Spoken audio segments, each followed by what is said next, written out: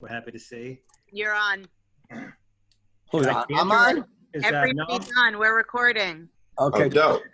No, let me know if you would like me to do it, or you can do it. Yeah, you can go ahead and do it. I don't think it's good to have the American flag behind me today, so I'm going to just go ahead. Yeah, I'm not taking any chances. Go ahead. Okay, this is Live from the Table, the official podcast of New York's world-famous Comedy Cellar, coming at you on Sirius XM 99, Raw Dog, and on the Riotcast Podcast Network. This is Dan Naturman.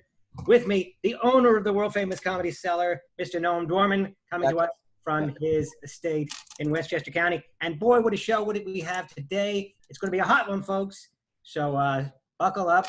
We have Seaton Smith, Comedy Cellar comedian Seaton Smith. Mike Kaplan, he's a regular on this show, bringing a more liberal point of view, typically, and frequently crossing swords with Noam. Our producer, Periel Aschenbrand. And Coleman Hughes, who's been, I guess, described as a public intellectual. And he recently was hired by the Manhattan Institute to write for City Journal, which is their commentary on urban policy, politics, and culture. And congratulations, by the way, Coleman recently graduated from Columbia, class of 2020. The cursed class of 2020. Congratulations and welcome, Coleman Hughes. Obviously, we're going to talk today about what the entire world is talking about, of course, the terrible tragedy in Minneapolis. Noam, why don't you start things off for us and get us rolling? Well, I mean, I don't know how to start it. And by the way, we don't have to limit it to Minneapolis. Has all sorts of, that's the worst of them all. But there's a bunch of things that have happened in the last couple of weeks between Arbery and the woman in Central Park, and maybe they're related. Related in the same conversation. I mean, we've had some conversations with on this show and on the Comedy Cellar podcast, and it was very difficult for me. It kind of reminded me of the time I was hanging out with Stephen Calabria. You guys know Stephen Calabria? Most of you know Stephen Calabria. And I was complaining about my wife, and I really, was complaining about her. And he says to me, "I know, she really is like that." I'm like, "Motherfucker, that's my wife. Like, you can't talk about it that way, And that's kind of the situation. It's like there's certain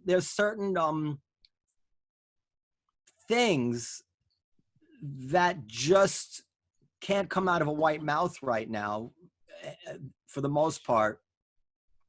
Even questions, not I don't mean advocating something horrible. I mean, just to question things without being received emotionally as just, you shouldn't be. It is really hard to be white today. And It's always hard to be white. I just say, and so yesterday I was having this conversation with Will Sylvince and Artie Fuqua. Now you have to know that Will Sylvince and Artie Fuqua are like two of the most integral people in the Comedy Cellar. These are deep, deep members of the Comedy Cellar family and history. They've been extremely generous with the club over the years, continue to be. They're responsible, for contributing to the success of the club, even the roof over my head. And yet, when we were speaking, I realized, that it was a tough situation. I had to choose between challenging on certain things that I just didn't agree with, right or wrong, and challenging, and then imagining them withdraw and say, "Oh, he's just another white guy, just like all the others," or kind of like nodding my head and pretending that I'm in full agreement, and sacrificing the sincere intimacy of the friendship, which can, is a real cost of that, even if nobody ever discusses it. Because when you really are a friend with somebody, you don't feel like you have to pretend about something important and can, live a whole life where you tell them things that they expect to hear from you, but it's not really how you feel. And that's a cancer on a friendship. So I found that unpleasant, and I opted to be honest, because I think in the long run, that's way the better way to be. And I think the friendship, as the dust settles, people remember that and they forgive you. That's been my experience in things that I've had. So anyway, having said that as a preface, you can take this conversation anywhere we want. Seaton. Yes, sir. So I don't know, what is your whole take on all this? How does it make you feel? I'd emailed you earlier in the week, and I asked you, and you said, I asked you, I said, you must be very, very angry. And that's not just because your email address is, what is it? Greatness in Black. Greatness in Black. Yeah, thought of that at 17. I just never let it go. And you said something to me, and I was surprised, and I you know, like I was talking about before, I presume you're being honest, that you said it was more important to you that justice was done, that would make you more angry, that the incident itself didn't make you as angry. So I don't know if you've changed your mind. Oh yeah, I got a lot of layers on the whole conversation. Well, go ahead. I'm gonna try the first one. First one is the shock of the video. The shock of the video is a legitimate scare, like, yo, that's horrific. I think we all agree on how horrific it is. And then the second thing is, I completely agree with the riots. I'm annoyed with people who say we shouldn't riot. I'm just like, well, fuck it. What should we wait to a college championship game before we riot? Fuck you. Let's riot. Define riot. Define riot. Does riot? I would go with social unrest that lets go of a certain amount of frustration. Does define riot mean burning down yes. the that needs to be happening. Burn down as much as the white kids do at the college course. They burn down the equal amount. We can do that. Fine. Yes. So wait. So let's say it spread to New York and they burn down the olive tree. You would look at me and say, "That's okay. It's cool, Noam." If our rioting had the ability to burn down the entire country, then I think race relations would be completely different in the first place. So I don't even think that's a valid parallel. I could own the business I could own any one of those businesses. That I'm not saying that. No, that's not my point. My point is, if we had the ability to riot and the riots went from all the way from there all the way here across the country, then that's we wouldn't be having this conversation. Our conversation would be completely different because that would be, we as Black people would have a lot more power than we do right now. Okay, that's my second point. Third point is this, and this is all, I think in the conversation that what you was related to, I think what's not being factored in is, and this is an analogy, I don't know if anybody wants to agree with this. Let's take out race, let's take out Black people for a second. If you send a soldier over to Iraq and he goes through some shit, comes back here, we take the time to train them to be a soldier, but we never take the time to train them to actually deprogram them to trauma. You took all this time to train us to be slaves. Then you just said, let us vote for free and go, all right, be free now. But there's no social, psychological structure to take away from the trauma. And therefore, generation after generation, people have trigger points to these traumas. And we all in this group has had to take psychology before. We all know what triggers and associations are. And it's clearly what's going on right here. But to say, I don't know, white person, oh, you're crazy. Well, yes, we are crazy because of these triggers here that needs to be addressed. And so, yes, I don't think that the riot's going to help with progress. I think the progress has already been happening with Obama years, where the FBI is actually, they have a system now where the FBI goes in and changes these things and actually puts them under investigation. So I think emotionally speaking, hey man, I've been fucked up by cops before too. I understand the anger. That's crazy. I mean, I just say, Noam mentioned before, honesty versus, saying what you want to hear. Yeah, but I didn't really mean it. I didn't mean it, Seaton. What the fuck's the matter with you? I'm saying, Seaton, are you ready for Noam's complete honesty? Oh, yeah, I mean, I think I already can guess it. I've already been on the show a couple times. Oh, no. Never with an issue this sensitive, I don't think. Oh, they're always this sensitive to me. I always believe my life's on the line, so. I don't have any outlandish positions on this, by the way. I mean, I hope I might have made it seem like I have a worse position than I do. But I mean, my positions will come out, I think, as they come up. So Coleman, you want to respond to that, or take it anywhere you want? Coleman, can we hear him? Yeah. Can you hear me? Oh, not well, Coleman. Let me Let me try this. Get off you. Can you hear me now? Yeah, I hear you now. That's good, yes. Okay, so what's happening now is in many ways similar to what happened in 2014 in Ferguson. A Black man was killed, and there was riots as a result. And I went to Ferguson about a year ago because there's some folks who've been making a documentary about it for several years. And they took me around and they showed me every business, many of them Black owned, that used to exist on the street just around the corner from where Mike Brown was killed. And to this day, most of them are abandoned buildings. And that's the thing I think people don't realize about riots, is that it's in the heady passion of the moment, it's perfectly understandable to try to just understand the rage rather than to condemn it. I totally understand that instinct. But at the same time, 5 years from now, when those businesses still haven't returned, where there's, fewer employment opportunities in that neighborhood as a result. And it's not you or I living in that neighborhood. We're not the kids growing up in the circumstance where like 2 out of 3 buildings are abandoned. That's the long-term consequence of the riots that almost nobody talks about when the riots are happening. Cities don't just bounce back from this, and it's not us that have to live with the consequences. And so I think people want to support the riots because they understand the anger of watching this cop murder this black dude. And I understand that anger, but I don't think you should conflate the anger with the support of the riots themselves. Yeah, I mean, I want to say that it's funny because I had emailed Coleman about this rioting thing, and I had foreshadowed exactly this conversation because I'd had this conversation before where somebody, a friend of mine, this was during Ferguson, said, I said, well, what if I burn down the olive tree? And she said, yeah, well, and I was like, holy shit, but, think about what you're saying. First of all, yet another, Israeli bar mitzvah is blown up by a Palestinian terrorist. Some Israelis go and they burn down some Palestinian neighborhood. None of us would think that was an appropriate reaction because Coleman is making the practical case against riots, and that's legit. But there is something. If we're going to say that it's okay to punish innocent people for things they had nothing to do with, couldn't have prevented, and might have worked even against, then we should really figure that out. How you're going to do that arithmetic, because that upends everything I thought I knew about morality. I mean, that upends the argument against terrorism. That upends everything about 2 wrongs don't make a right. What you're saying is that if these people do something outrageous, I can turn my anger at any innocent person and just take away everything they have. No, can I say something? Yeah. Yeah, I gotta say something. I actually don't think you believe that. Go ahead, Dan. That's I think a war.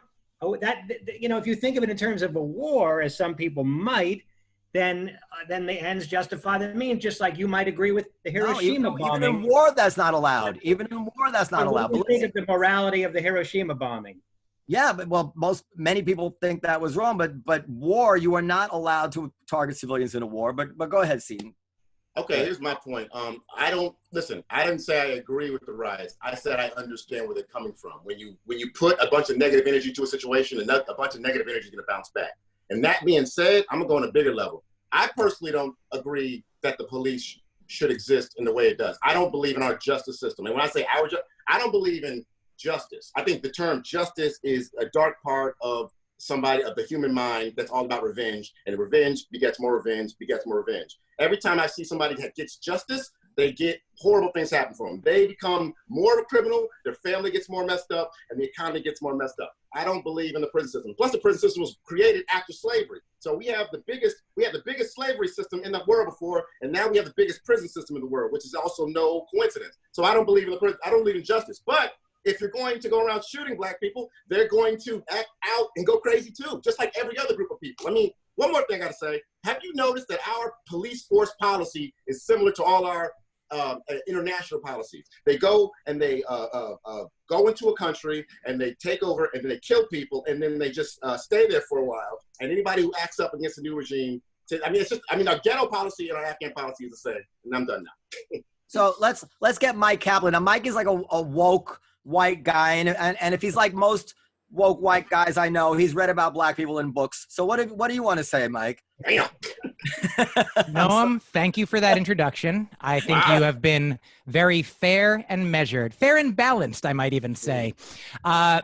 When you said at the beginning how difficult it is to be able to say what you want to your black friends for fear that they might judge you based on what you are saying, that made me initially think of how I imagine it is for Black people to perhaps interact with, let's say, the police in situations where they are treated unfairly and they are afraid to say what they believe is true and fair and kind and just and right, for fear that the police might misunderstand their intentions and the police might not want to be friends with them the way your friends might not want to be friends with you. And I think the stakes are equivalent. So I would say, I think there's a lot of, so to speak, black and white thinking that humanity engages in on issues like this, whereas it's not that when Seaton says, I understand why people riot, I understand why there is anger. We can all understand why there is anger. We can also, all reasonable people, when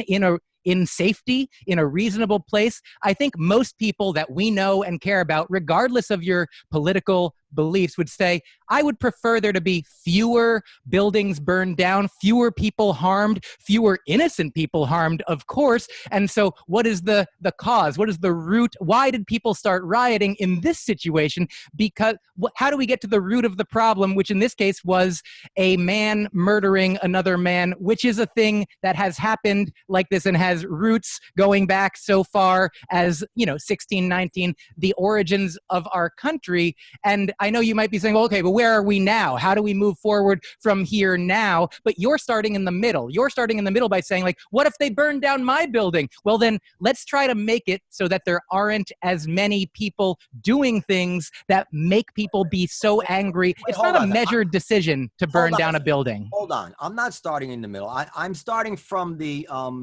let's start from the historical reality that the civil rights movement made tremendous strides in the face of much, much, much more regular and equally horrible daily abuse and hatred without violence. So that there was nothing more powerful ever than nonviolent protest. So I'm not trying to relegate anybody to hopeless and futile gestures. Can I jump in real quick? Just a quick Martin Luther King quote. He said that a riot is the language of the unheard. Please continue.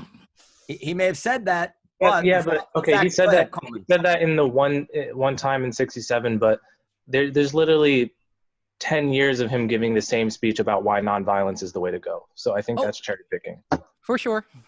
Yeah, and so I'm not trying to say that anybody that they shouldn't. I'm not trying to force them to say, well, I'm going to give you this option, and I know it's not really it really won't work. I guess what I'm saying to you, Noam, is when you're saying, like, what if people burn down this? People should stop burning things down. They shouldn't be violent. I think a more important place to start is the cops shouldn't be violent. That is important to say. We can start there. Let's start with the cops. So I mean, I think you're using like a rhetorical device there. The more important part, it's not either or. I'm not trying to talk about one and not the other. No, I think it's more important that the powerful shouldn't be violent because they can do more damage. Seaton brought up the riots, so that's why we talked about the riots. I didn't say let's start with the riots. That's not fair to me. That's not. We can start with. I don't think we're attacking you. I think y'all are having a great fight. I want y'all to continue fighting, but I don't want you to feel attacked. Let's just say, in the course of this podcast, we have to talk about both issues and give them both lots of time, regardless of the order. It's not to say one is more important than the other, but let's just decide on one for now. Yeah. So okay. So let's finish up with the riots. I mean, Mike, I don't know. Did anybody in your family own businesses? What kind of family you come from? My parents, most of my family has been teachers. My grandmother was a nurse, and my parents and my grandfather and grandmother were teachers. Well, do they have houses? Yes. I grew up in a house. So let's say, let's say they come in a riot and they burn down your house. I can't believe that there's a large constituency of people out there that think this is okay. And it's not only is it counterproductive to the neighborhood, it loses as soon as you advocate that, you lose 30% of the people who were with you. Like, okay, but you know what? I'll see you when you get back, because if you're talking about, ruining burning down people's businesses now, you've lost me. I'm not. No, I'm not quite with you anymore. No, I think that nobody here is advocating burning down businesses. I am for nonviolence. I don't want any businesses burned down. I think what Seaton said and what I also agree with is we understand where the anger comes from that leads to that. Here's the thing about it. I understand all of it. Like, I understand the anger of the protesters, rioters, I should say, in this case. But I also I saw a woman on the news who lives in Minneapolis. She seemed like 50 or 60-year-old black woman who lived in a building that for mostly disabled people, it seemed, and she was crying for 2 minutes about how the rioters were destroying the only shops that were close enough for her to get to in her position. This woman is in tears, right? I also understand her side of it too, and it's worth noting that, like, what percentage of the residents of this place are actually rioting? It's got to be in the single digits, right? So the other 90, a lot of out-of-towners been arrested. You're right. A lot of out-of-towners been arrested for these things. So that's what the mayor said, and that's happened at a lot of riots. I'm told by the people making the Ferguson documentary that a lot of folks came in not from Ferguson and had their fun and then left. But it also seems like I saw some conflicting evidence that a lot of folks were actually from Minneapolis. So I'm not sure what to believe about that now. I think we just got to wait for the full thing. But I think us harping on this riot and calling it like the worst thing in the world is definitely a distraction from the main point. I mean, there's a bigger point here that's going on, that this riot is going to be forgotten. I mean, yes, there's been a bunch of riots. There's going to be a bunch more riots, and they're all going to come from a real legitimate reason. Maybe I'm the only person in this room that's had his house busted by cops and folks for no reason. Wait a minute. But this is like a psychological thing that if they don't address, it's going to keep happening. So to blame the victims is in going on in circles. Listen, I'm not actually mad at you, Coleman. It's just Noam sent me a link earlier of John McWhorter saying the same argument, and I'm annoyed more with John than I am with you. But I do think that it's missing the point. Like, it's just blaming black people, and also just, again, white kids riot every fucking season. Every month they burn down the car. I think sports center, like, highlight. Why is this such a bad thing? Eaton, lean forward, because when you lean back, we lose your audio. My bad. I think I agree with you that the best way to prevent the riots are by fixing the systemic problems with the police. Right? That's the most likely place where we're going to prevent a riot. Once a black person gets killed, murdered, it's too late, and that video gets out, there's very little that one can do at that point if people want to riot. Unless you happen to be from the community, you're respected, like Killer Mike gave the speech in Atlanta. People like that potentially can calm a riot. And I saw a video about how, James Brown may have prevented a riot when Dr. King died in Boston. So, like, a couple people have the clout and standing to do that, but for the rest of us, you just, it doesn't matter how much I condemn it. It's not going to matter. But we could also say that there's not that much any of us can do about any of this individually. But the point that I was getting to a point that I. All right. Slap down. We do this shit. The best way to stop the riot is to. Sorry. What I'm saying is the riots are a huge problem that people don't. If you care about unemployment, all of the issues that people care about in terms of inequality, unemployment, like abandoned buildings, cycles of poverty, like the effect that a single riot has on this in a city can last for decades, and no one is out there 10 years from now when. But is this one that bad? Is this one that bad? I mean, listen, I know what you're saying. As bad as I live in D.C. The 68 riots didn't even get cleaned up until 2002. I remember seeing that shit. That is what I'm saying. That's what I'm saying. And who suffers? But is this one that bad? The people in the community. One that bad? I don't know. I don't know. It could Noam, be. back up because we can hear your audio.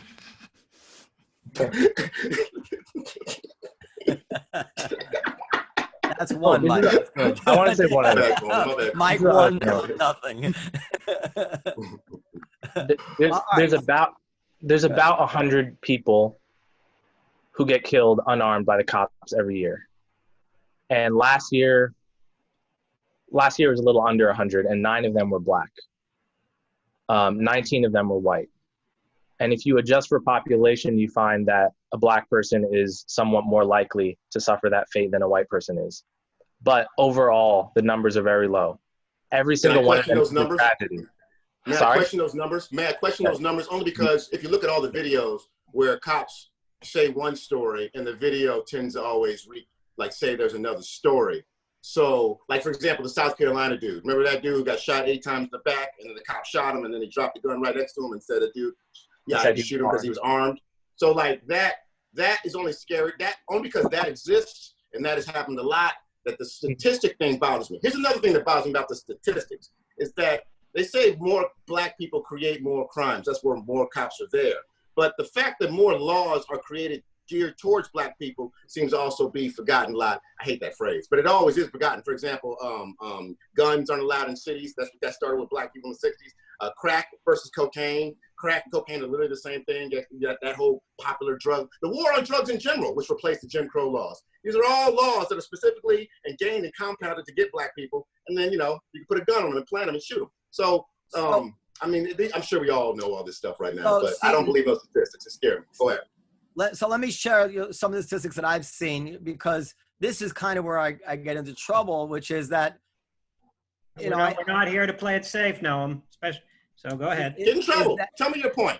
No, it's because I don't want to work from faulty statistics, but we do all want data. It's like, it reminds me of like comparing cops to like, you can't, it's going to come out wrong. Can I compare the cops? The thing that comes to my mind is like when you read about pit bulls being dangerous, and you don't, and I, to this day, I don't know, are they really more dangerous, or is it just because we focus on pit bulls and then the stories of the pit bulls hit the news all the time? And so you want the data, just like with COVID, we want the data. And unfortunately, the data, now this data could be wrong, but this is the data that's available to me.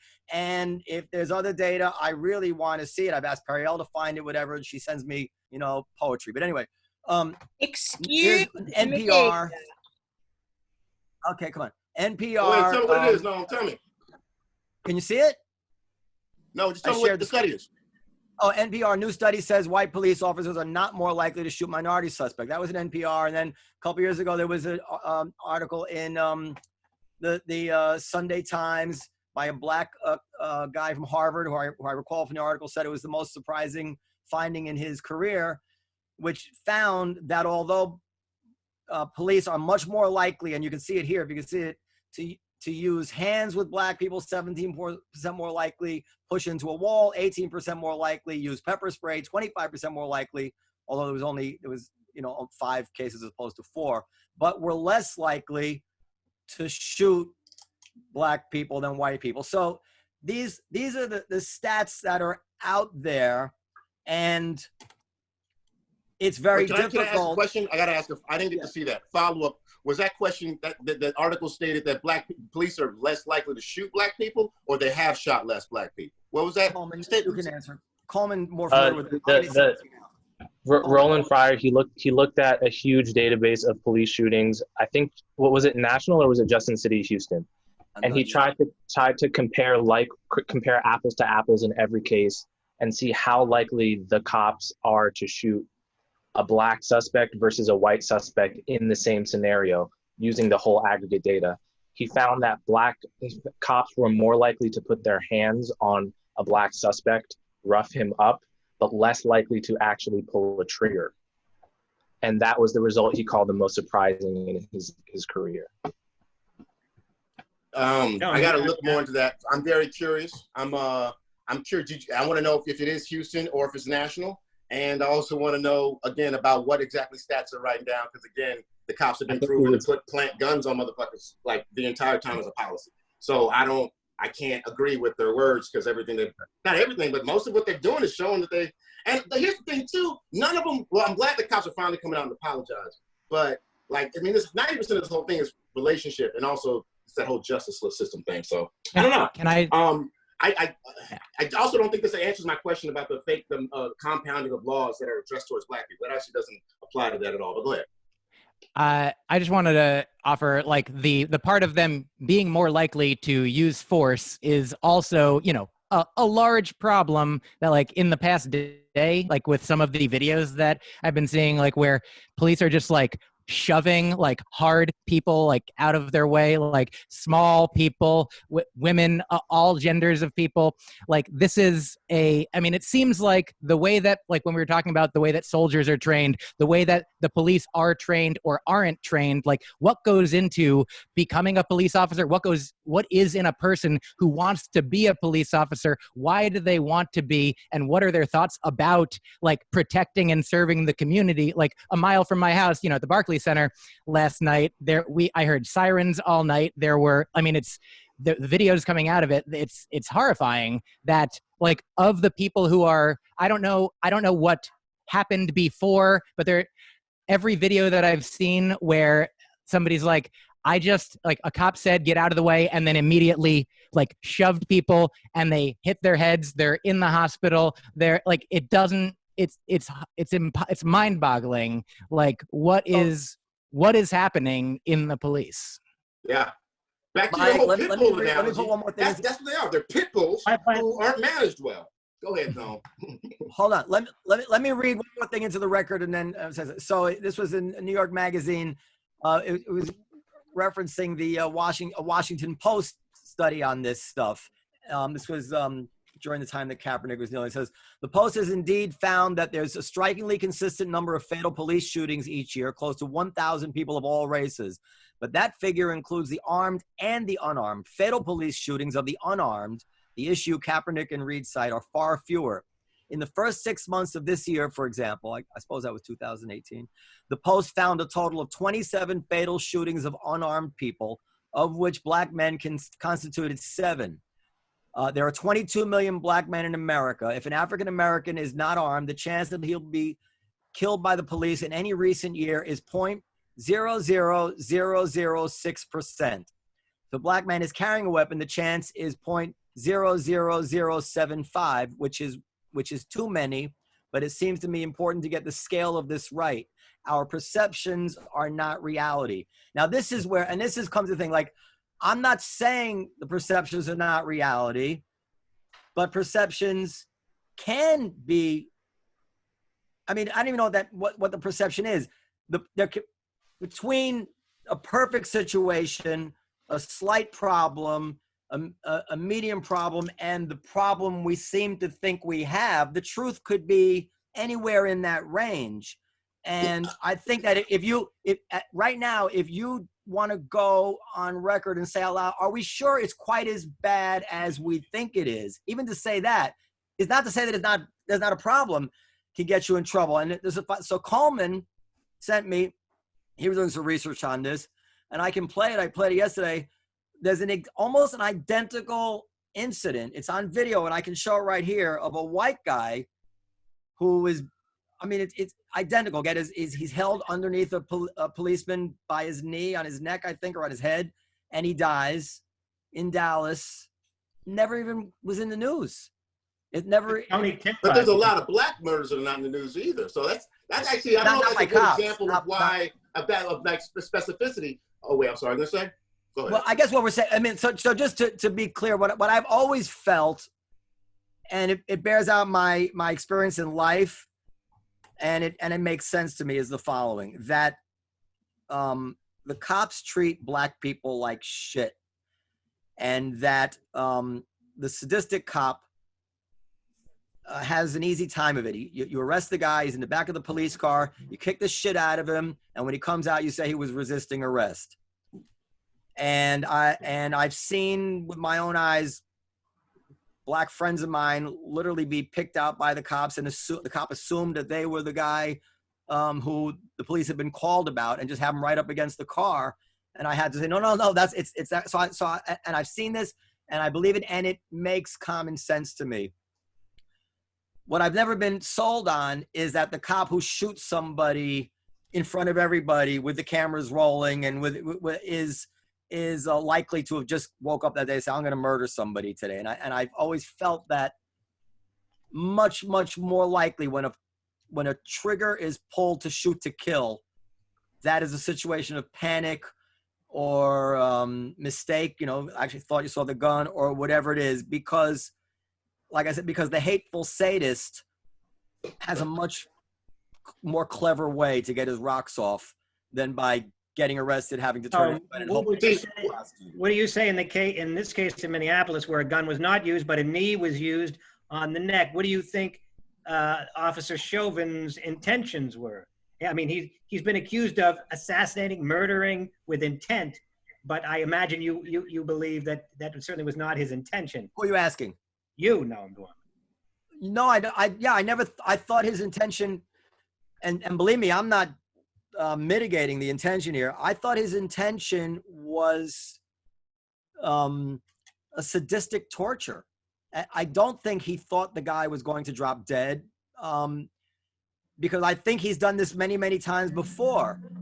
And I presume from the reaction of the other 3 cops who just stood on watching, I mean, this may be going a little too far, but it wouldn't shock me that they've seen him do it before, because they didn't seem to react like, holy shit, what are you doing? Cut it out. They just sat there. And the autopsy since then kind of bears that out, that they don't show that he was choked, but that he died from a combination of a pre-existing condition and maybe intoxicants in his blood. Wait, I got to cut in now. I got to cut in with this. I got to cut in with the coroner report, because the way they've written that is a bullshit thing. When you put if you put your knee on somebody's neck and put their arms behind their back, you are choking them. You're putting pressure on their chest, and you're creating that. He created that fucking heart attack. So you might be right. And also too, the fact that we've also pointed out these cops that constantly lie and bullshit. We cannot trust their statistics. They've proven the fact from every video they put out. And let me ask you. Hold on, Mike. So you think that the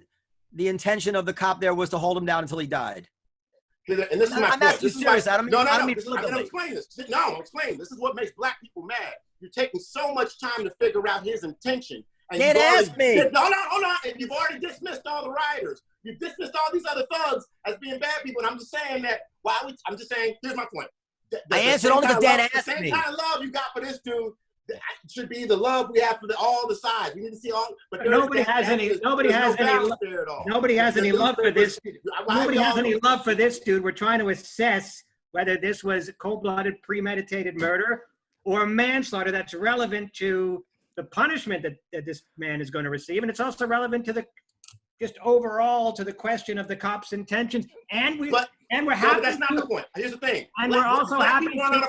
Black people aren't afraid of white people intentionally going out and shooting people. We're not afraid of cops with the intention. That's never been our thought. Like, black people going out there and no, we just know at any moment they can kill us. That's much worse. Do you understand that? It's not a premeditated. It's actually something I can deal with, because I can convince you not to kill me. It's the fucking flicking off like, fuck it. I can kill him. I can move on, write it off. That's what's freaking us out. I don't care about his intention. Seaton. The fact that he can do it is the problem. Hold on. I just want to say, just for the record, because the second time it kind of happened in this conversation, I'm only answering the question that was put to me about what is intention. Because Noam brought up the intentions of the cops that shoot. Yeah. And he said he believes that they didn't intend to kill. They didn't wake up in the morning intending to kill. And I asked him if he felt the same way about Officer Chauvin. Yes, Seaton. One white man asked another white man a question, so don't get upset. Let me can I make a point? I think that was on page. Please, go ahead, Coleman. Go ahead. Let me make a point. The Black Lives Matter movement, which has done a lot of good things, including popularizing the idea that the police should wear body cams, which is still not the law in every state, but I think should be, pushing for outside review board, so that when there's a police misconduct allegation, it's not the police investigating themselves, which obviously is going to yield a biased result. Unfortunately, that's still allowed in lots of cases. So like these are like systematic issues that are not reducible to simply bad apples. And there's a lot of areas of reform that like need to happen, and I think that the anger should be channeled there. At the same time, when the conversation too often just becomes about the alleged racism of the cops in a particular instance, and I think that is a mistake for the following reason. Every single video I've seen of a Black person getting killed by the cops, whether it was Tamir Rice or whether it was Alton Sterling, or whether it was George Floyd. I have seen an identical video that never went viral, that never went to your social media feed, of a white person getting killed the same way. Dylan Noble, Daniel Shaver killed begging for his life. This guy, Tony Timpa, suffocated for 13 minutes. My point is that there is a problem that goes so far beyond race. And when we make it all about the racism of the cops, when we pretend that we know for sure that he wouldn't have done that to a white person, A, we don't know that because they have done it to white people. And B, the moment we do that, it puts white people, I think a lot of white people at least, on the defensive, because they feel like you're attacking them for their racism, when really it could be a conversation about, like, how do we reform the systemic problems with the police so that we are all safer? Can I jump in real quick? No. I just want to say one thing I didn't get to say, and then I will stay out for a good long time. You guys can all do it. I just want to make clear. Please do not. That video was the most horrible thing I've ever seen. I don't ever remember being affected by a video like that. He killed that guy, regardless of what his intention was. But for some reason, even though you'd think that, like, the guy got shot in the back. What's the name of the guy who got shot in the back in South Carolina? Oh, which one? Oh, I don't. Oh, anyway, whatever, the cop shot. Even though you would think that would be the more horrible, like, no. Even if Floyd hadn't died, the pure sadism and torture that was going on for whatever reason was almost impossible to look at. And so, do I think that he was torturing with the intention of killing him? No, I don't. Just like the Vietnamese torture in the prison camps, whatever happened to John McCain, let's say, was not with the intention of killing him. It is not any kind of excuse for what went on, or is in no way meant to show some sympathy for the guy who did it. I just don't think death was his intended outcome. That's all I'm saying. That guy should go to jail from what we know now. And that he's begging for his mother. It's impossible. It's impossible to comprehend that. So I just want to make that clear. Now, go ahead. Did he lie about that in the police report? Did he lie? Go ahead. You guys go. Does anybody know when somebody is handcuffed on the ground, what the standard procedure is with regard to the police? That is to say, once a guy is on the ground, face down and handcuffed, is the standard operating procedure to simply stand off and leave him on the ground handcuffed, or put him in the car? Like, what are they supposed to do at that point? Does anybody have any insight into that? Well, regardless of what the official policy is, I just want to know if it's been said that he was on the ground handcuffed, therefore there was no reason to do anything. But I'm just wondering if that's the case and what police procedure is. And I don't know anything about holds and what holds are authorized and what holds are unauthorized. I mean, I think either way, if it was not police procedure, he's in handcuffs. No, but when they're in handcuffs, are you supposed to just back away and not touch at all, or is there ever a reason to further immobilize a guy that's in handcuffs? No, I think it's a good question. It's a good question. I don't know the answer. If he's hurting himself, I think I'm guessing, but there are situations I've seen where people are hurting themselves or they're having seizures. But from the whole video, I've seen the one where they actually took him in cuffs and he never resisted. There was one part he fell, but there was no explanation of why he fell. If he had a heart situation, then fell, or if he fell and then the situation started, it was one of those kind of things. So right before we came on, I saw a new article. The police reports come out, maybe it's the police report came out. I don't know. Did you read it, Coleman? And there's some weird facts in there that he was already in the car, and they may have taken him. What we might be seeing is after he was already in the car, taken out of the car for some reason, then threw himself down on the ground. So there's some weird factual pattern there. There's clearly more that went on than we've seen so far in that video, none of which, to my understanding, would explain or excuse why that guy had his knee on his neck for that amount of time on the ground. I haven't read anything which would put that into doubt, but there clearly was a longer story to this than we've seen in that video. So you can Google it, or I'll send it to you.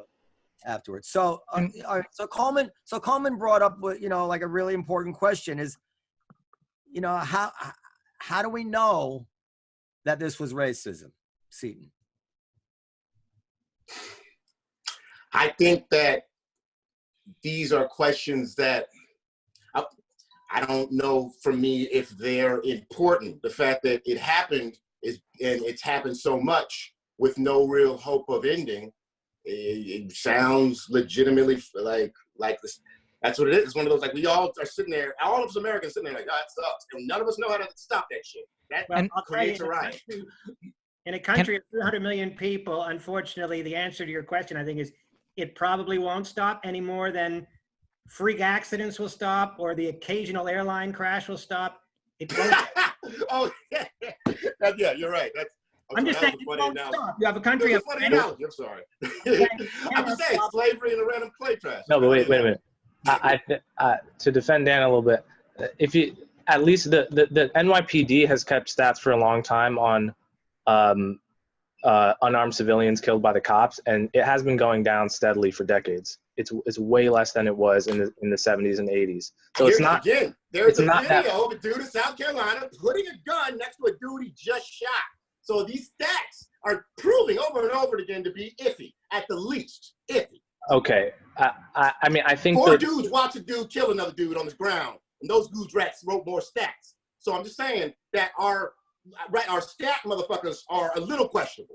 So I'm done saying that. Would you be ready? I mean, I've had a theory. I should have mentioned it earlier, but you tell me what you think of this theory. My theory for a long time has been that if the cops day to day didn't treat black people in such a dehumanizing way, and by the way, they treat a lot of people in a dehumanizing way, but especially black people.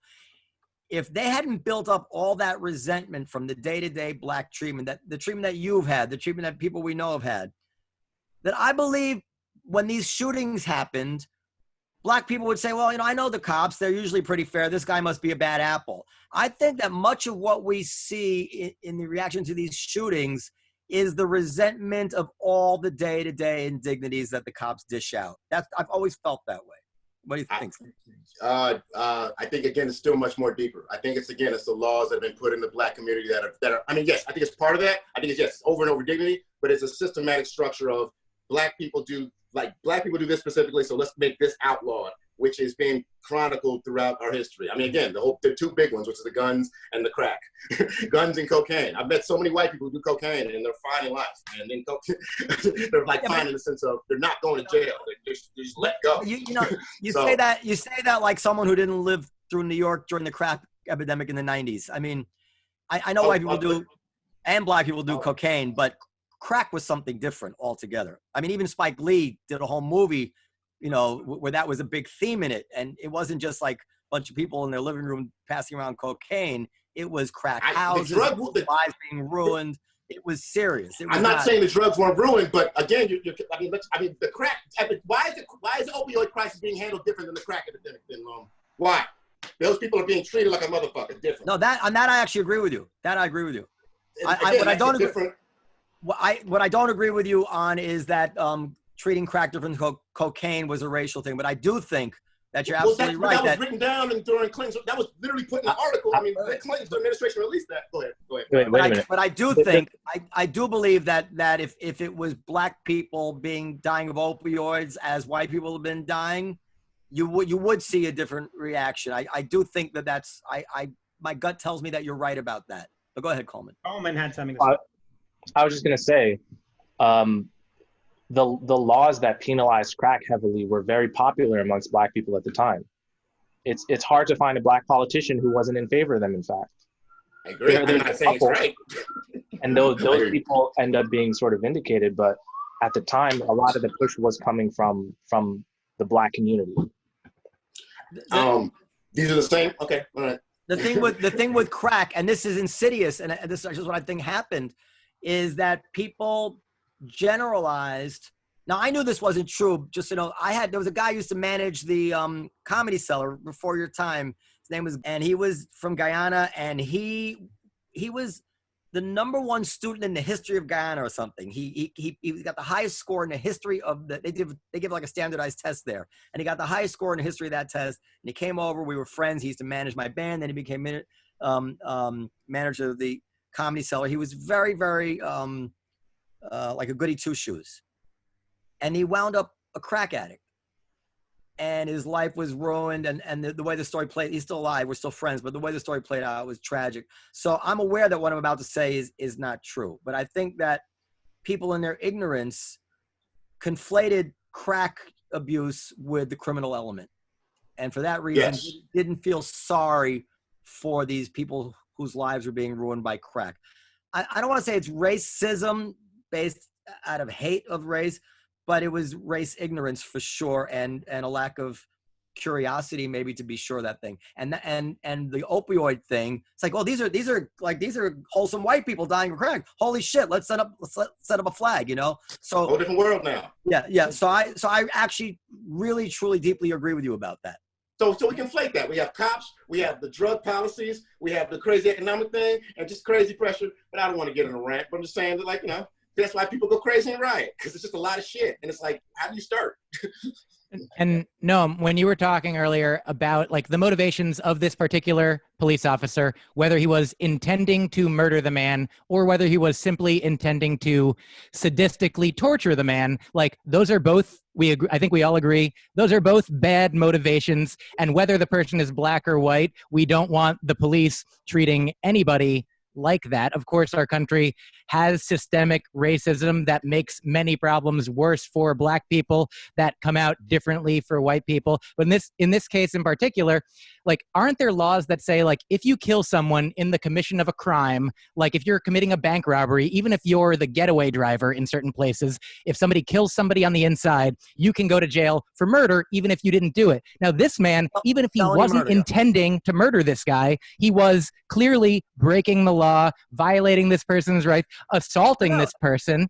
Mike, there is a murder charge which fits this. It's like reckless homicide, or there is a, when you do something which is so reckless that you should have known somebody could be killed, there is a charge of murder. It's not a life sentence charge. It's like a 15-year charge or whatever it is. But yeah, that's absolutely a murder charge for that. You're referring to the felony murder rule, but it's a similar philosophy in a way. Yeah.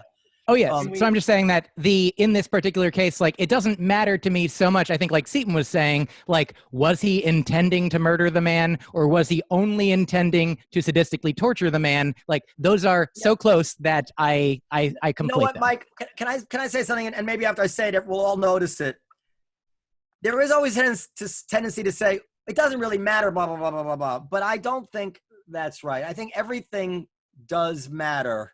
It's important to get all the little details right. They come to bear in ways that you couldn't predict, and they come to bear in future ways. It's not good to build up a pattern of events which are portrayed to be something which they weren't quite, and then on the 6th event, everybody reacts as if it's the 6th time it's happened, when actually, if you take a microscope to the previous times, well, each one had its own thing to it. So I'm not saying that it matters in the sense of he's less guilty or less atrocious, or, you know, less of a Nazi. But I do bristle at the idea that trying to just get the details right for the sake of getting the details right is somehow an insight into somebody's point of view on something. I don't care which way it comes out. Every detail should not be glossed over. We should get every detail right. I agree. As long as we don't harp on the details and get on a sidetrack to actually what's important. That's all I agree. So where do we go from here? I think we have time enough to parse all the details. I think if you're intellectually curious, if nothing else, you want to slice and dice the details. Dan, can I jump in and say I disagree that we have time to parse all the details infinitely? So you sincerely must choose how much time in our limited lives we spend on in a given conversation, in a given day. Like, where do you start? How much time do you allot? And what details are you focusing on at the expense of what details you're not? Can I say that I love Mike Kaplan because he is his own dude. All right, I don't know another guy like him, and he's very very pleasant too. All right, so listen, no, I mean that. Thank you. I appreciate it. He's also. I thought he'd say something nice about me, but anyway, hold on. So going back to the statistics for a second, and then maybe to go. I don't think anybody should be, by the way, penalized for asking a question. Because I see a lot of people merely ask questions and get hostile. Dan, I'm not penalizing you. I'm just doing as Noam said. Guys. I want to be precise. I'm not Okay, enough. I posed a question. Did he have an intention to kill and was castigated? Okay. I think all questions are valid questions. I want to get back to the statistics, and I want to use that as a way to getting into what is the answer here to heal race relations. The thing about we should have started with that. The thing about the statistics, which is so frustrating and confounding, is that if those statistics are true, and there's quite a few inquiries have come back with these unintuitive or not, counterintuitive results, that would do more than anything, one would think, to calming people down. What could be more calming than to find out, oh shit, it's really not as bad as we thought. So I think it's urgent that we get to the bottom of those statistics, because if it turns out that we have a police problem, more of a police problem and less of a racial police problem, that will be quite important to know and quite unifying. And I don't know how. Can I apologize to you? I got to apologize. I got frustrated with you earlier. Yeah. And now I have to accept that, yeah, okay, you're just being paid. But I'm going to point out, I know you're a good person, but if I did not know you and you said the sentence, we need more evidence, I, as a black man, like, well, what else do you need exactly to show that the cops are after us? Yeah, well, just to be clear, I never said we need more evidence, but as a person who reads, and I mean, this New York Times thing, this was the front page of one of the sections of the Sunday Times, and you read these things, or you see it on NPR, and you say, well, I mean, you have two options. You can say, oh, that's bullshit. Don't give me that shit. And then you say, well, it's the Times and it's NPR, and say, what if this is true? What does that mean? I either have to refute it, or I have to integrate it into my thinking. And what most people do is just pretend it didn't happen. Okay, can I say something when you're done? Can I say something? Periel's been quiet. I did instruct Periel early on that we have a full panel tonight, and that you instructed me. Volunteered to stand. I just said that, especially if you don't see the video, it's going to be hard distinguishing who's who. So we don't want too many people talking. But go ahead. And really, Noam had said that, he asked me to send him things, and in response, I sent him poetry, which I take great issue with, because first of all, I don't believe that James Baldwin would have considered himself a poet. But in addition to the James Baldwin thing, I've read James Baldwin. Go ahead. In addition to that, there are the statistics which you say that, or to me you said, oh, I don't care about those things, and therefore I'm not serious. Or if one doesn't care about those things, then they're not serious. And so I think that's to Periel. I said, if you're not ready to deal with, go ahead. So sorry. So I think that that's one thing. There are the numbers, okay? And I never said that those aren't important, but I think that what is equally as important is my distinct understanding is that there is a Black experience in this country that has been going on for decades, longer than that, of course. Centuries, thank you. That it's not safe in many situations to be Black in this country. And the perception of that is real, and the experience of that is real. And I think that that's what do you mean it's not safe? What do you mean it's not safe? I'm not being flippant. Wait a minute. Wait, can I say something? Sure. I understand what you're saying. But I think part of our job as reflective people who don't simply obey their first instinctive reaction to an issue is to say, does my fear match up with reality?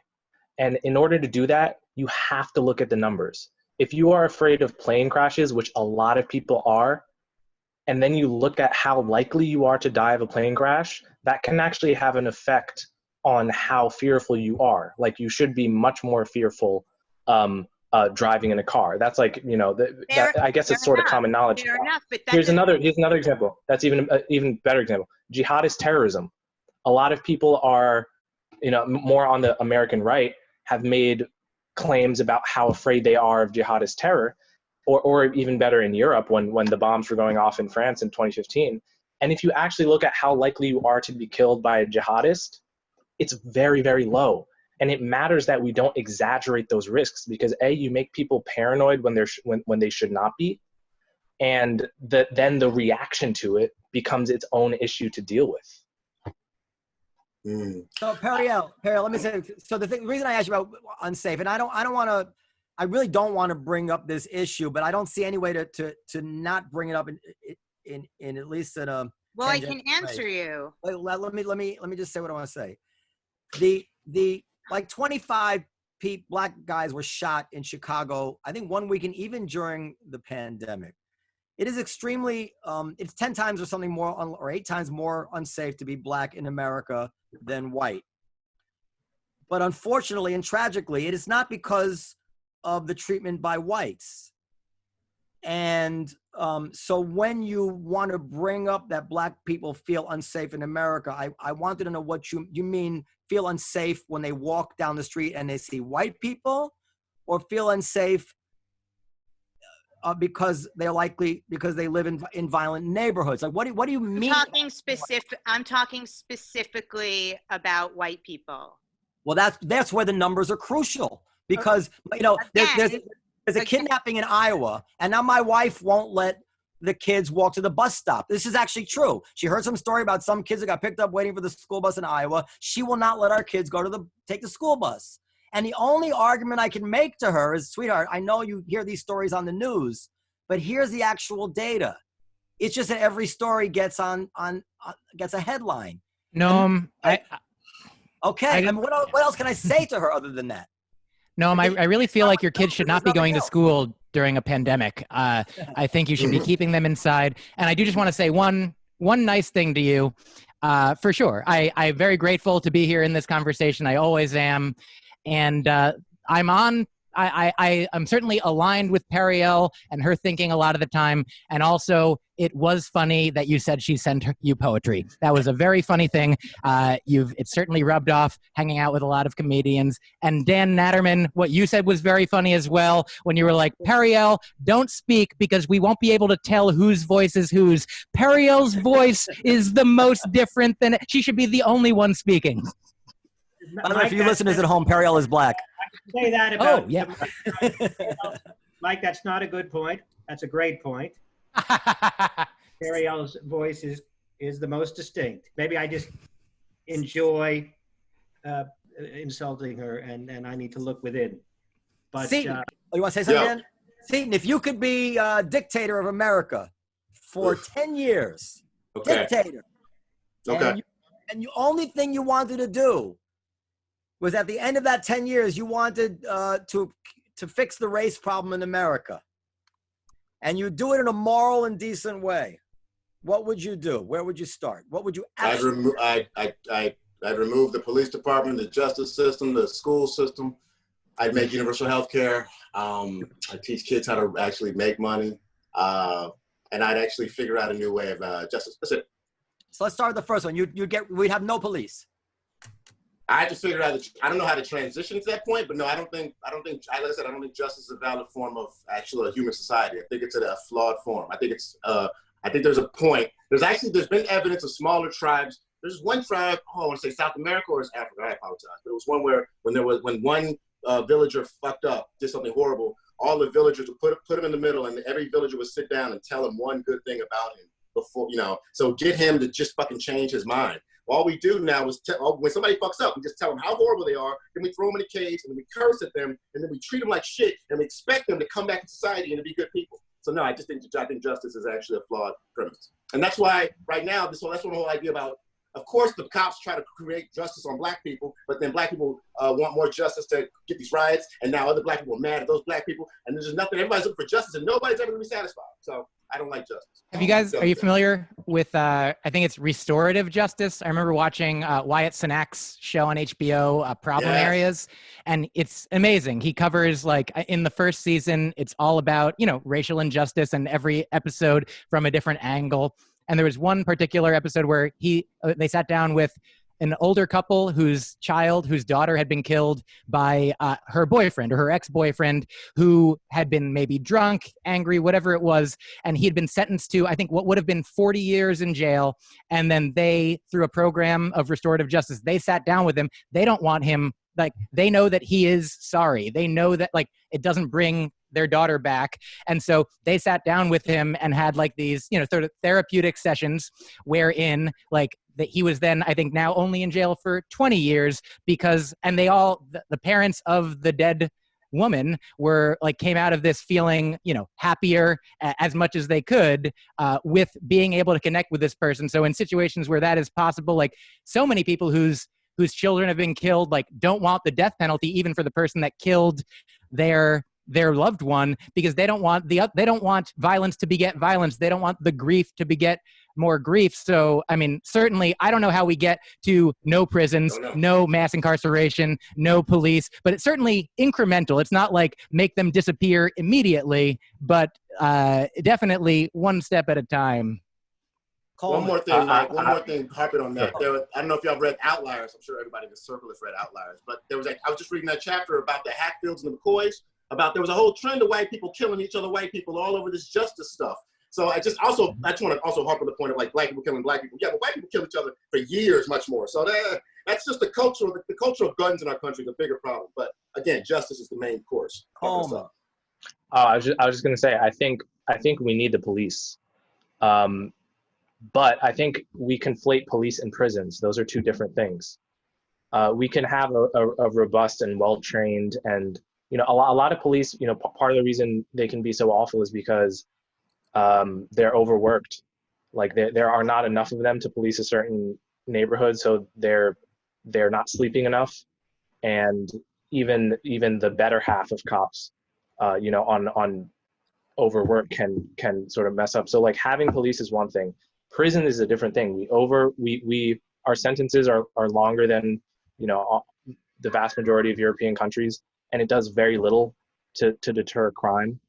It doesn't make sense, you know, especially because a lot of people who commit crime in their 20s, by the time they're 40, they're a completely different person. They have less testosterone. They're just, like, a very different person. And yet we have this thing where your third crime can get you a longer sentence when you're much less of a danger to society in your 40s and 50s. So there's all kinds of, and that's been, like, pretty known in criminology for a long time. It's just a matter of, you know, politicians always being able to win on these tough on crime policies, which is a very big problem, but different than getting rid of the police. I don't think that would work. That would just create chaos.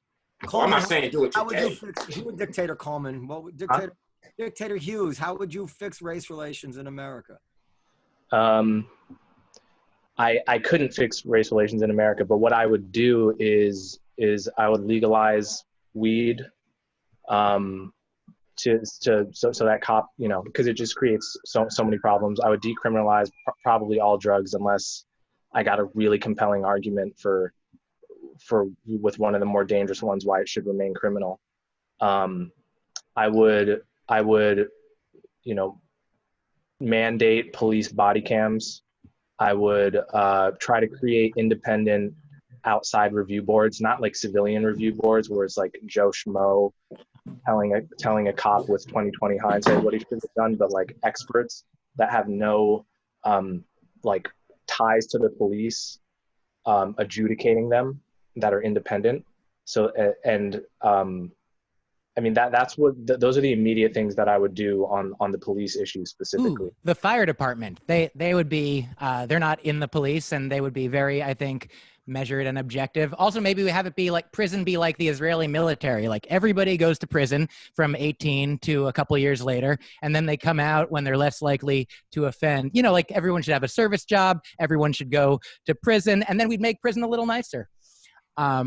I say as a joke. I mean, also, sincerely, bail reform would be great, because I think bail mostly doesn't do much. Like most people show up when they've hardly anybody's jumping bail. Like the same, like hardly anyone's like doing voter fraud, like all the things, the fears are overblown. And it used to just be like the sheriff arrests you, you know, long ago. And then they'd be like, all right, now come back on this day. And most people would. And then like so many innocent people, so many poor people, so many, you know, people not yet proven guilty and who might never be proven guilty because they're not guilty will, you know, rot, will just like wait in jail. Some of them die in jail because they can't afford, you know, the however many, even a small amount of money. So I think I would I know I wasn't asked to be a dictator, and I don't want to be, but I would dictate bail reform as well. How about we turn the question to Noam? Noam, if you were the dictator. I don't know that top down much can be done. I mean, all the things that Coleman said in terms of laws, I would agree, and doing body cams especially. But you know, Dan, I think I said that about body cams 10 years ago. I think that Coleman and I read this article recently, but I kind of had felt the same way, that intermarriage and interracial, encouraging the races to mix more and more would be a really, really good thing as we come out of it on the other end. That's basically, you're admitting defeat. You're admitting that we cannot live together unless we're all the same. Admitting that there is a part of human nature which is never going to go away, which sees the world as us versus them, and we all notice it in ourselves, and that's never going to go away. So maybe that would solve it, or maybe people would just divide on other things. But at least if they divide on other things, it's not quite as ugly as race, I guess. I would try to, I mean, you see this both in the white community and the black community, although right now I think it's having a more harmful effect in the black community. I would try to get fewer single parent homes. I would try to see what can be done. We know that a child of a family where the mother and father are together and have stayed married. I mean, Coleman might know the stat by heart, but it's a huge difference in their prospects for success in life than one who didn't. And that at some point is a decision that somebody makes. I'll be able to handle it or whatever it is. I have that close to me in my own family, but you do realize, Noam, the extension of what you're saying is the complete destruction of certain communities that enjoy being those communities. The Jewish community, many of them. Yes. I think, you know, that's fine. That's what America. If it means that much to you, you don't have to stay in America. I mean, nobody's going to force you, but that's the thing. And finally, do you agree, Noam, that like the drug laws is actually one that took the black men out of the homes in the first place? I don't know the answer to that. Here's the thing that. That's the truth thing. People think they can solve mass incarceration by legalizing drugs. They can't. John Pfaff wrote a great book about this. You just look at the numbers of people in prison, ask how many of them are there for homicide, aggravated assault, you know, drugs. The people that are there for only drug crimes, it's less than 1 in 5 people in prisons in America. You could release them all, and we would still have probably the highest incarceration rate in the world. Are those homicides drug related though? How many of those homicides are not drug related? That's a good question. I mean, some of the homicide is enabled by the fact that drugs are illegal to begin with. So that I just know a person who shot a dude over a weed deal. So I'm just saying, like, people are crazy. So not that I'm defending anybody, but I'm just saying. Also, listen, Coleman. I didn't get my last thing out, but so I'm saying, my bad. I have kids now, and I've said this before, and I've said to my wife, like, I can't even imagine. It takes up all our time, my wife and me together, and we have means, and we live in a very safe neighborhood where we don't really worry about the influences and their peers and all that stuff.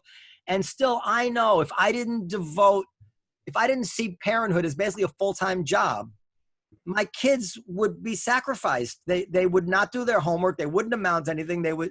And so, you know, I can't even imagine what it must be like to be an unwed Black woman in a poor neighborhood where the peers and the neighborhoods are violent, whatever it is. These kids are being relegated to hopelessness. And it's like my grandfather, when I was a little boy, I went to Israel with my father to visit my grandfather. And at that time in Israel, there was a lot of people dying in car accidents in Tel Aviv. And my grandfather said to my father, says, you know, Menachem, in Israel, Jewish life is very, very precious, but only when it's threatened by Arabs. And that is very much a human nature, meaning that, yes, it's very important and very ugly to see racism, especially racism that leads to death. But we also have to worry about the car accidents that are happening within the community, which I'm referring to the violence within the community, the children growing up without hope, even if they never saw a white person. And, you know, these are things that are not easy for a white guy to say. And I'll add to it that I can't imagine how the crime rate doesn't drive a resentment with the police, even if the police were angels. If you have, like in New York, where 98.6% of shootings are in the non-white community, according to the FBI statistics, 98.6, you're going to have cops constantly interacting suspiciously with the community of color, constantly, every day, over and over, until they can't fucking take it anymore, because most of them are innocent. 99% of them are innocent. But this is an untenable situation to have crime stats like that. And no matter how good the cops are, just the interactions alone are going to make people boil over. I worry. So I argue that the situation wouldn't boil over if they didn't have as many laws. And I'm not just referring to just. No, you're probably right. I'm not just referring to drug laws. Let's talk about social distancing. It's in the paper now. The difference in the social distancing execution alone. I saw that video. There was a dude thrown on the ground, hanging out while other white people were jogging. So Steve, you're gonna like me now. I said 25 years ago when they passed the seatbelt law. It's just going to give cops another excuse to pull Black people over. Yes. More people think that more laws creates a better society, and more laws creates just more criminals. That is the thing. More laws does not create more safety. Yeah. No, may I say, here is where I agree with you. I like the idea of the two-parent household. In fact, I like it so much, I think mandatory polyamory, mandatory triads, at least quads. Sincerely, children being raised in those households, I would love to see the data on when there's more than two parents available, how much that helps the children. Sincerely, of course, I'm into data for you. I also like Coleman, when you talked about how police are overworked, certainly decriminalizing weed, decriminalizing drugs, prostitution, sex work, all of these things will give police fewer, like if they have fewer laws, fewer crimes, fewer things to look for, then they can hopefully get more rest and not have to worry. I will fix the race problem. I will fix the race problem. I forgot. I've said this many times and I've totally forgot it.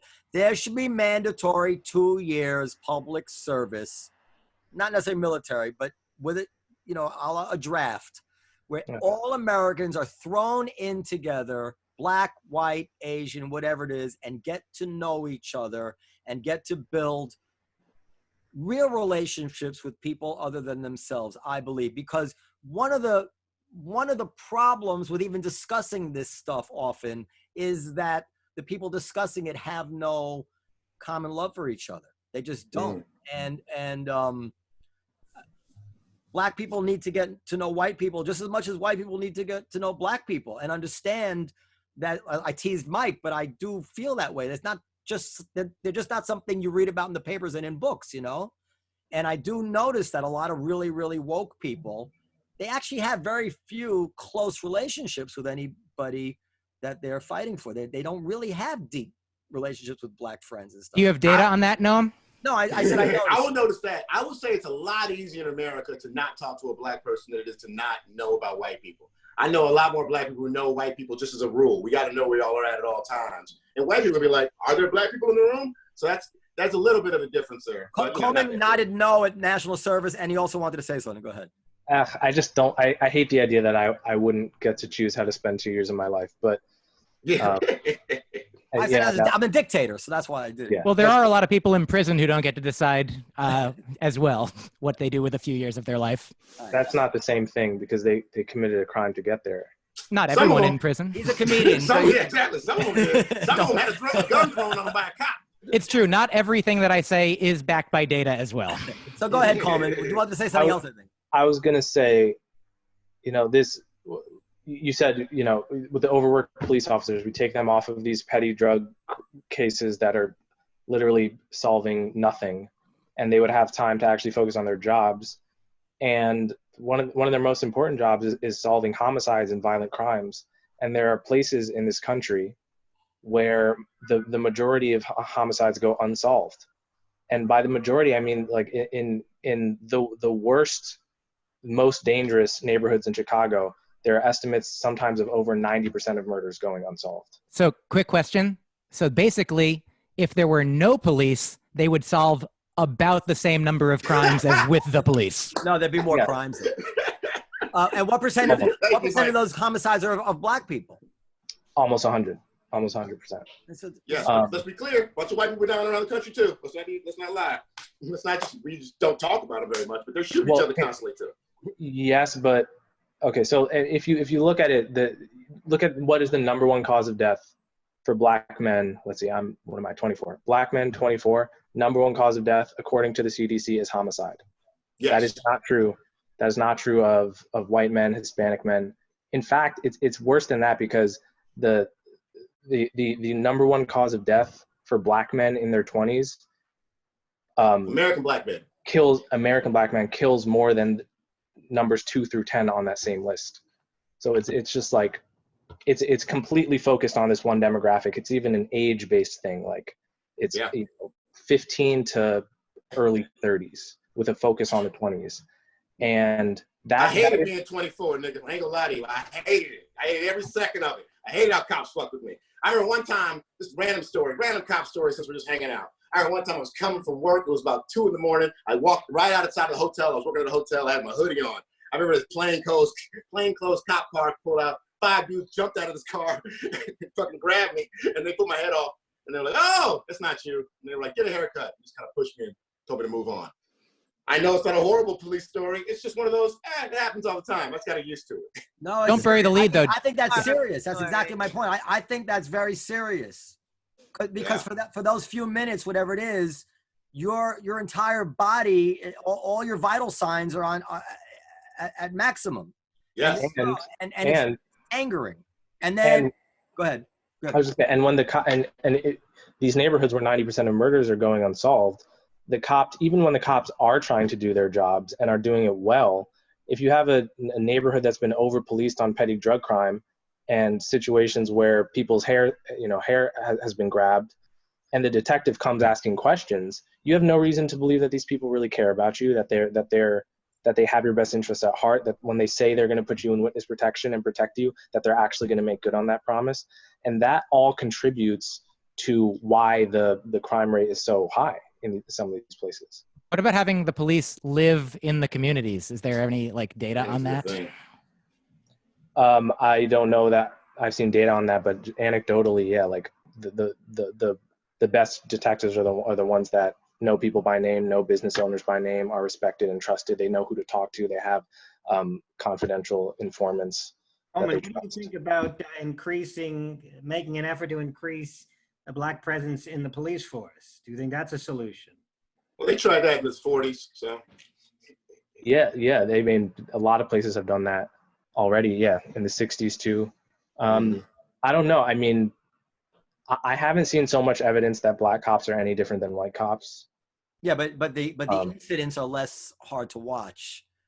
I mean, there's that whole rule. I'm serious. There's a rule though. The whole every rap song back in the early 90s was like, "Yo, black cops are much worse than white cops." Right, but if Floyd had his head under the knee of a black cop, there have been riots. It probably that guy would be in jail already because they already got that other black cop in jail. But would there have been riots? I think that's a really interesting question to ask because I don't know the answer to that, but it does seem like because of the way we think about race, the optics are everything in these cases. You see a white cop do the same thing to a white person, and it's barbaric and it hits you hard, but there's some extra little judge that it actually doesn't have, even if it's just as cruel. Yeah, if I saw a gang of any color, Asians, blacks, whatever it is, beating up a Jewish guy with a yarmulke on, I can't help. I would try to control myself and not jump to conclusions. But viscerally, you say those fucking Asians are beating up the Jew, right? But if I saw a bunch of Jews beating up one of their own, it's a totally different thing that I'm seeing. It's not. I mean, it's really night and day. It's completely different, and we are all slaves to that visceral reaction within us. I don't know how you can train it out of us. Noam, you said we're all slaves. Okay, we're all slaves. And that was a weird choice of words. But I will say though, back to the psychotherapy shit. We are, as a nation, we need to have a revolution about how we handle our minds. We don't do religion no more, so and we don't really accept therapy. Half of us do, half of us don't. There needs to be a revolution on that because the trauma triggers that we're talking about now are so apparent. We we're like you said, no, like we need to figure out a way to solve that problem. It's definitely a mental problem. Seaton, can I ask you a question? It's going to sound important, but it's not going to be. I'm just going to be joking. Go ahead. In that situation, I'm so sorry that you've experienced, the violence and the fear that you have. But Thanks, did you get a haircut? That's my question. Yeah, man, I did. Okay, thank you. I employed a Negro.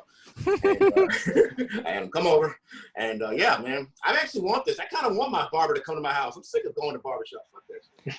I mean, I think also what we need, I think what you said about therapy, what you said about, addressing like not only historical trauma, but like, life in our lifetime, the things, the way that we are socialized as humans, but also certainly as men, like the way that men are socialized in our society is like the people who are like, I don't like therapy. I would say, I don't have the data, but my guess is that more of them will skew male. Like the idea of, older men, like, I don't know what the numbers are. Like certainly more people that I know are saying things like you are like, therapy is good. Addressing trauma is good. And talking about your feelings is a better way of addressing your anger than being violent, which is what a lot of people do the reverse of.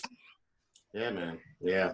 All right. I have a Zoom show in 15 minutes, but you all don't need me. I don't know if we're wrapping things up or... We have to. We're way over time. Anybody else have any final thoughts they want to share? Hopes, dreams? Nice to see Coleman. Nice to see you, man. Great to see you too, Seaton. I would like for the new dictatorship of America to be a team of Coleman and Seaton and Periel. That's what I want in charge. Triumvirate, if you will. Thank you, Mike. I appreciate that vote of confidence.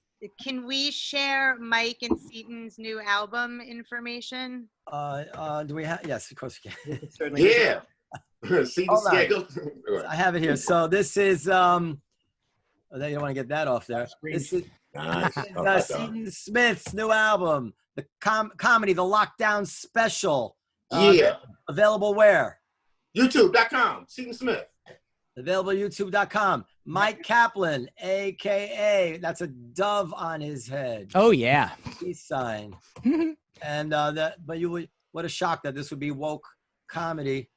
So those are two. And where's yours available, Mike?